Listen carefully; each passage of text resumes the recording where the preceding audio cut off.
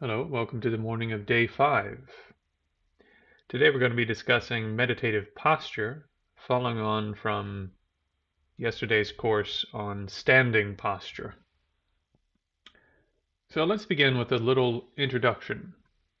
Meditative posture was considered by Dōgen Zenji, the founder of Soto Zen, to be so important that in his mind, according to some of his teachings, there was nothing else to do.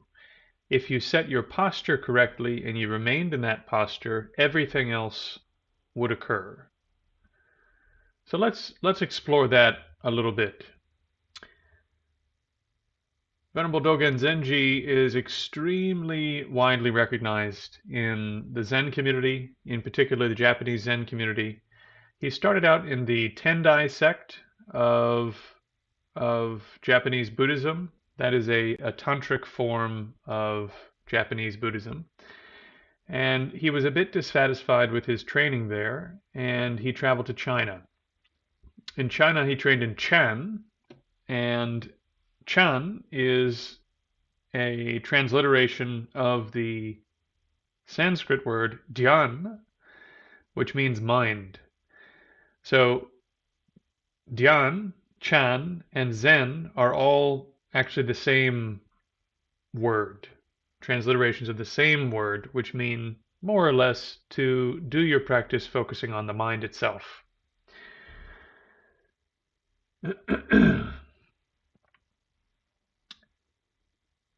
So here's Bodhidharma talking about the importance of posture. The first Zen patriarch, Venerable Bodhidharma.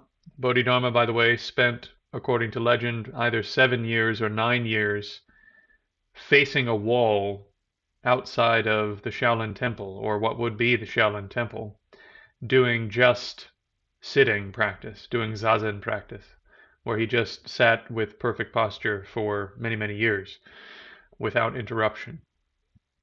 After arriving from India in the West, spent 9 years facing the wall at Shorenji Temple on Shoshitsuho Peak in the Shugaku Mountains, sitting in zazen in the lotus posture. Accordingly, the lifeblood of the first patriarch is only the practice of sitting in the full lotus posture. So the full lotus posture will be described a bit later on. But in any case, if you can set the posture properly and you can remain in that posture without moving, it will have a profound effect on your mind. Why is this? Because the mind, the chi or the winds, and the body are all one psychophysical system. They're all deeply interrelated. So if you affect the body, you will affect the winds, you will affect the mind. Is this making sense? Also, if you affect the mind, you'll affect the winds, you'll affect the body. Also, if you affect the winds, you'll affect the mind and the body. So you can work in any of these directions or all of these directions simultaneously. But the method here recommended by the founder of Soto is just set the body properly. If you do that, you'll make tremendous progress. Tremendous progress. And my teachers have emphasized a similar point, so I have it listed here. To understand a little bit of this sort of point about body, winds, or chi, and the mind connection, here's Lama Yeshe of the Tibetan Tantric tradition. We have a network of subtle channels that run through the body, including 3 principal channels, the right, the left, and the central channel. And so these are running through the center of the body, from the crown to the bottom.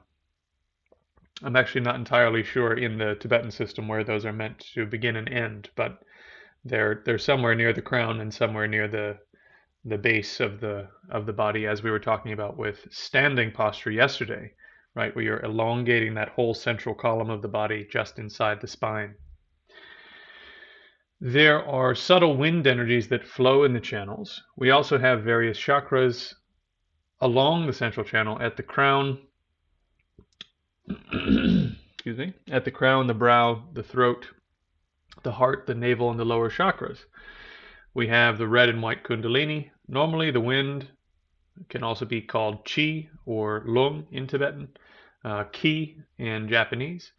Energies flowing throughout the channels energize negativity. So the mind moves with the winds. So when you generate anger, there are internal winds that are associated with that anger.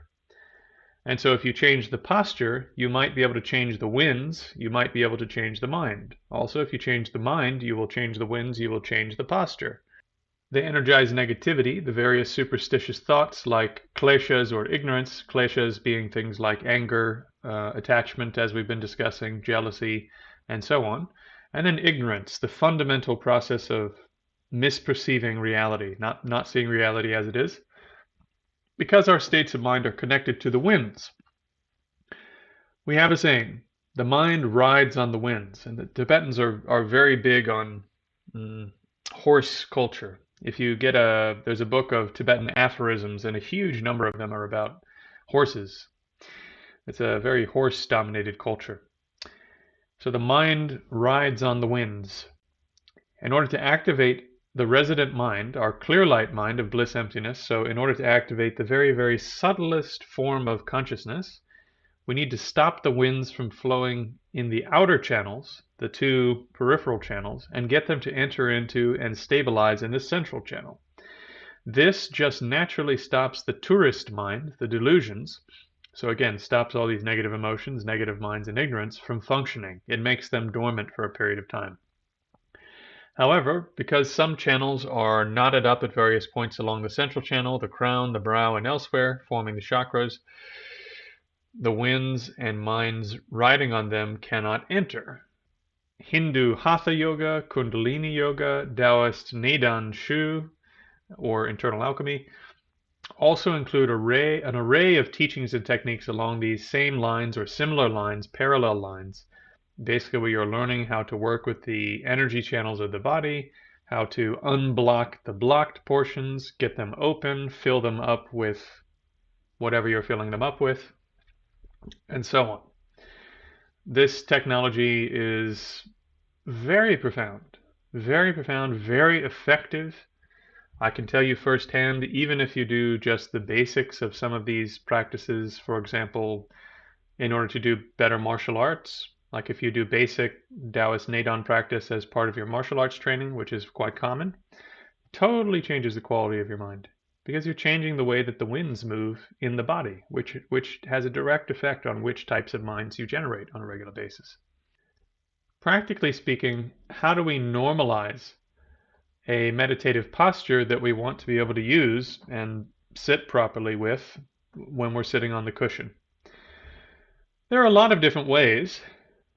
I've pointed it out on other occasions, but if you were staying in a monastery, for example, a Gelug monastery, you would spend a lot of time sitting in that posture. You would spend a lot of time attending teachings sitting in a posture of that kind or close to that kind. You'd be on the debate courtyard sitting in that posture for hours at a time. So just baked into the lifestyle is a process to get used to the appropriate posture for meditation. This is something that's absent your life as a layperson. So how do you recreate this or create something like this? Very, very easy way to do this is when you're watching televisions or you're playing games or you're studying, whatever the case may be, just fold the legs in whatever posture you can and just get used to sitting upright with the spine in the right position and the head in the right position and the shoulders sort of rounded, not over this way, which is tensing these muscles, but just the back slightly rounded on the upper portion, not rounded down, but rounded out, right? And so on. Just get used to being in proper posture. Then, when you go to sit down, much easier. Much easier. Also, as I said yesterday, the standing work, very important. You can get the body used to having proper alignments and sort of as if the whole body is relaxing down from a string that's holding it up here from the martial crown, and a string that runs down to the space between the anus and the sexual organs, right? In the perineum region. And you can elongate that whole area just when you're out at the movies, or you're out to dinner, or you're standing in line waiting for to check out for groceries. This is training you can do all the time. Obviously, the more familiar you get with this posture, the more comfortable it will be. It's also the most natural position when it's done properly for the spine and the neck, for all the vertebrae. They stack almost like coins going down. And so all the muscles that are tense and weird and whatever from old injuries, they can relax. And when they relax, then they go like this. They move down and generally away, right? When they move down and away, now it's like this, right? If I have my shoulders up, there's not much pressure here. If I relax my shoulders down, all of a sudden there's a lot of pulling force, right? Just because the arms are relaxing down and away. So this becomes dynamic, kind of relaxed tension in the body, almost like stretching an elastic band with a weight on one end and having a fixed point on the other end, right? So if you had an elastic band, you'd have it fixed over here, and if you put a weight on it, it would go like this, right? Or like this. And it would stretch and it would kind of hang here. In exactly the same way, all your muscles, when they tense, they pull something up and away from gravity. When you relax it, the tendon there is connected somewhere here and over here. And as you relax it, that tendon stretches out and it does exactly like an elastic band. So the whole posture becomes like that and supports itself naturally once you get used to this posture. The actual posture. Meditation is not simply a mental state. This is key. Meditation is not something you're just doing with your mind. It's something you're doing with your body. It's something you're doing with the wind system in the body. And it's something you're doing with the mind. So the posture, the more correct the posture, the better the movement of the winds, and so forth, the better the meditation has a potential to go. Very important. Just like all other serious disciplines of training the body and mind, like training in operatic voice, training in gymnastics, martial arts, meditation requires, in general, not just when you're sitting down, but in general, that you maintain proper posture throughout your day, and that you try to maintain proper breathing. So if you're like most people and you breathe like this, up here in your chest, this is not proper breathing. There are exercises, for example, while doing standing practice, this may just happen naturally, but where you take the breath and basically you lower it down. You're not visualizing something or doing something with your imagination. You literally try to breathe to the bottom of that point that we were discussing yesterday, in that perineum region. You breathe down to there. And when you do, you'll feel basically the whole lower basin, the whole lower cavity that has your kidneys and some of your guts and stuff in it, will go like this. And it kind of expands as you breathe in, and then it closes. Then it expands and it closes. And that's where your breath should live, down there. Your breath shouldn't live up here, and it shouldn't live in the middle. A lot of people bring the breath to here, almost like the solar plexus when they try to move it down. And then they end up with this, either like they call it like a chi belly, but it's not really a chi belly. You've just stretched out and distended the muscles in your belly. Or they end up with this kind of popped out solar plexus region, which is not correct. You want to drop the breath straight down the center to the perineum region, and you'll feel your hips, everything in that region will breathe like this when you're doing it properly. The whole area opens and closes with the breath downstairs.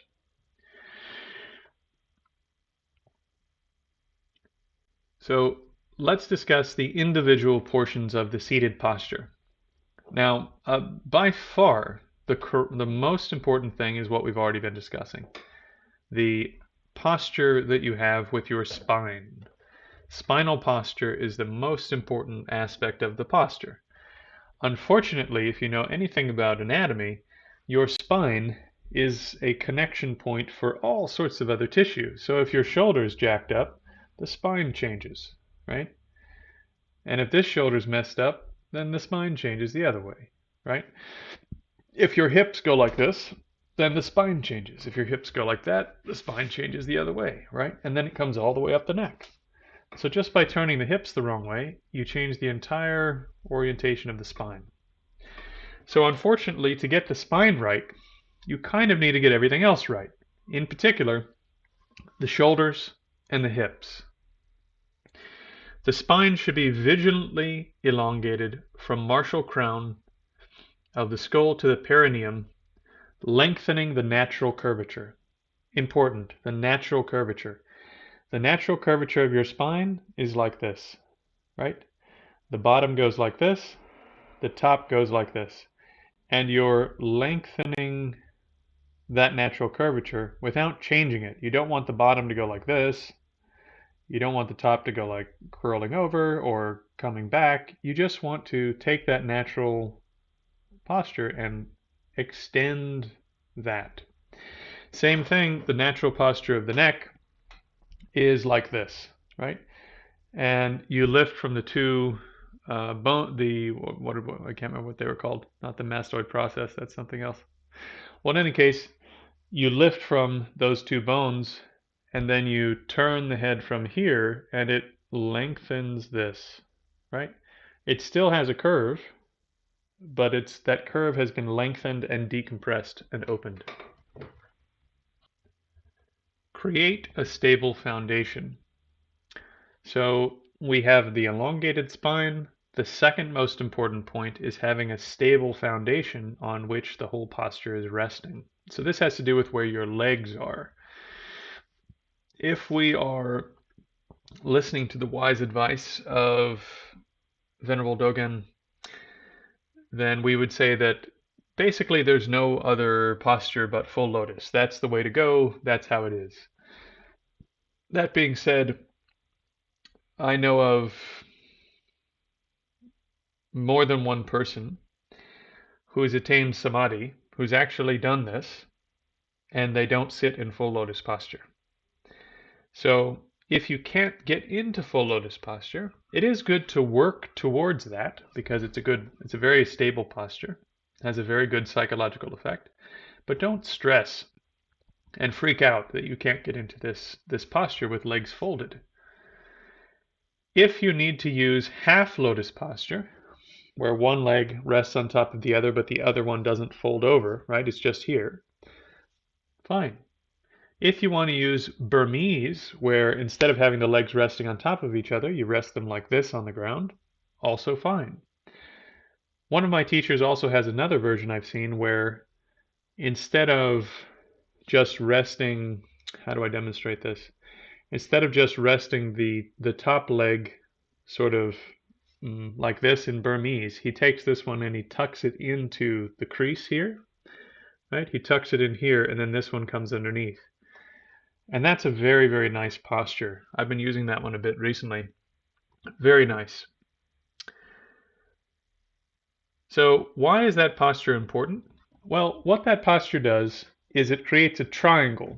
So you have the perineum region or the tailbone somewhere in there is resting on the cushion.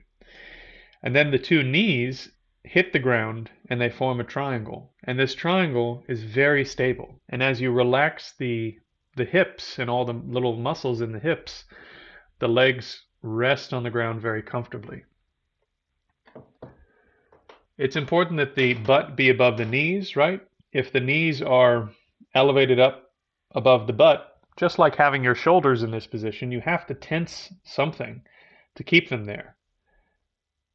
You'll end up tensing your back, your gut, something. So it's important that the butt be elevated above the knees. In terms of the eyes, here's the lovely little photograph that I've used for all my stuff.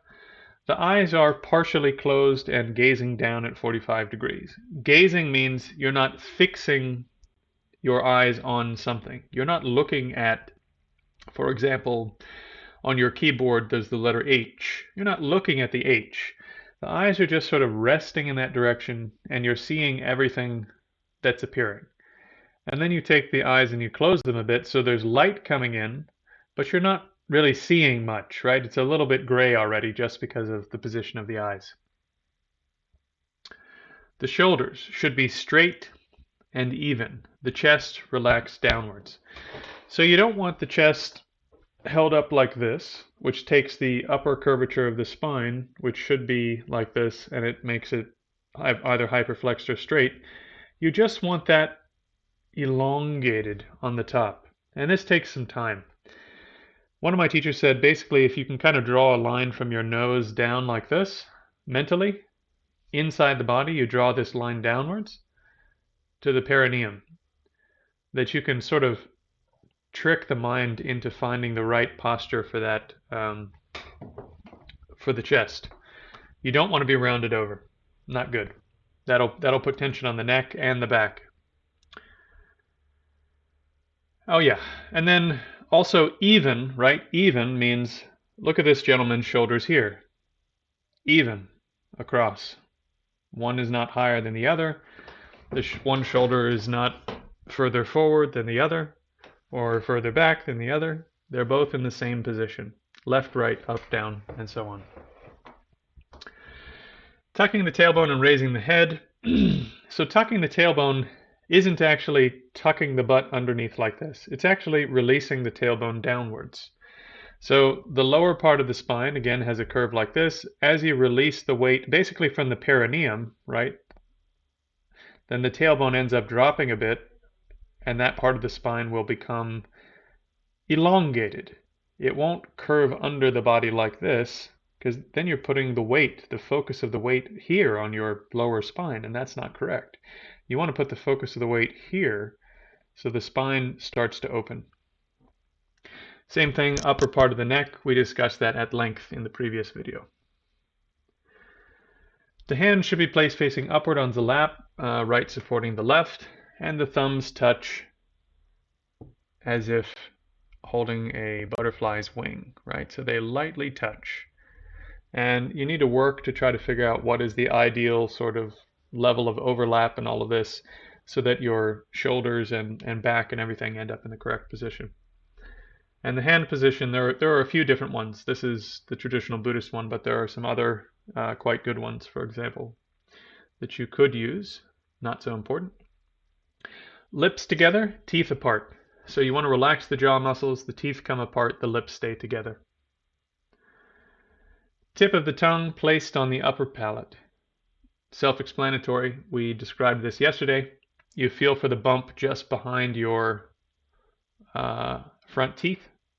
The very tip of the tongue comes up like this and touches the teeth. That creates a gap underneath the tongue where your saliva can go in case you're sitting for a long time. Breathe through the nose. Don't be a mouth breather unless you're not feeling well. And then finally, sit completely still. So I've given various instructions on this, but in general, when you're meditating, you want to sit absolutely still. If you can sit absolutely still, this has the follow-on effect of making the winds more still, and therefore making the mind more still. So struggle with the urge to wiggle around and move. That being said, in your first few years of meditation, and maybe even long after, maybe your first couple decades, you're going to need to adjust your posture during sessions. So it's better to struggle to sit still, way beyond what you thought you could do. And then when you hit almost a breaking point with that, go a little longer. And then, very carefully, very slowly, just try to release whichever muscle is not in the right position. Just try to release that particular muscle. Just the fact of having waited a little longer will mean that that release is more intelligent. I can't describe it any other way. If you wait longer, the way that you readjust when you do readjust will be much more intelligent. Okay. Let's do our 5 minutes.